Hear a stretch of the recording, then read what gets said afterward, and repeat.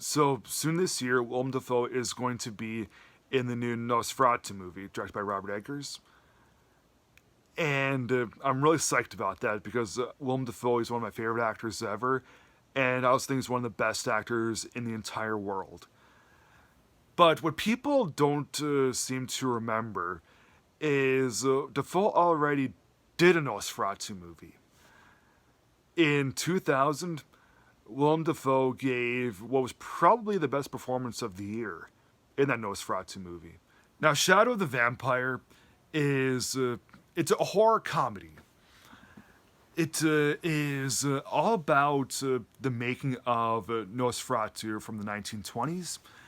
And Nosferatu from the 1920s, it was, I want to say it was the very first film that had to deal with method acting.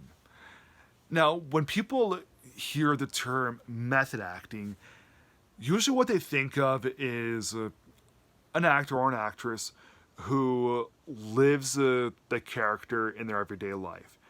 They never break character during takes or during breaks or during shooting. And they, even when they're at home or on the streets or in stores, they still remain in character. That's usually what people think of when they think of method actors. And when Max Schreck did Nosferatu in the 1920s, he was very much like that. He always lived in character. Of course, since then, you've had people like Robert De Niro and Daniel Day-Lewis and Dustin Hoffman who have also done so and also have some notorious stories about that stuff. But when Nosferatu happened in the 1920s, that was like the very first case of it, so why not make a movie about it? So when the movie is going on, John Malkovich plays the director F.W. Murnau, who was very, very renowned as a German expressionist, and he did some American films too. But I still think that Nosferatu is his best one. And Willem Dafoe plays Max Schreck. Now, in the movie, we never actually see Max Schreck or Willem Dafoe as just a normal guy. All we see is Max Schreck as the Nosferatu character. So he's in a lot of makeup. And like we see all the other characters in the film, in the film, and as the regular people that they portray, including John Malkovich as F.W. Murnau. But Willem Dafoe as Max Schreck, it's only what you see in the corner of your screen. That's the only time you ever see him, is just looking like that. Even though he is clad in all this makeup and everything, you still see the look of the terror and the freaky nature in his eyes and his face. And we never actually, yes, he is played by Willem Dafoe, okay? But we never really see Willem Dafoe. Usually with really, really good performances, it takes a couple of seconds for us to get lost in the character and see just them.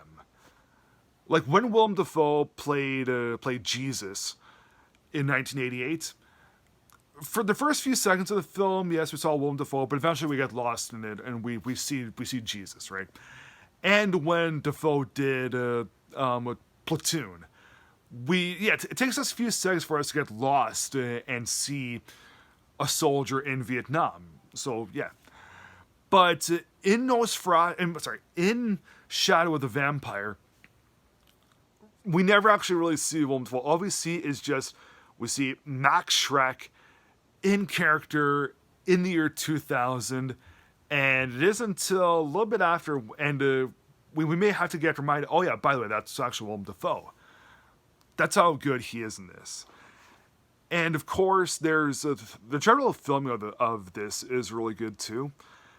And the bits of dark humor is also really fun. It's so much fun because Max Schreck is totally in character, and so he's scaring the cast and crew, except for F.W. Murnau, who's more annoyed at Max Schreck than anything else.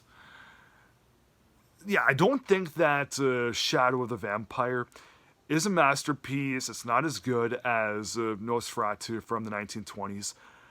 But I do think that it's better than the Nosferatu done by Werner Herzog.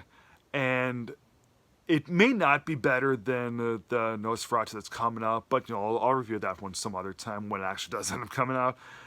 But just know, Shadow of the Vampire from 2000 is a really good film. It's maybe it's not one of the 10 best of the year, but whatever. It's still pretty high up there. It's like top 11 or 12. So I feel like giving it 3.5 stars out of 4. Thanks for watching. Please like, subscribe, comment, and I'll see you again next time.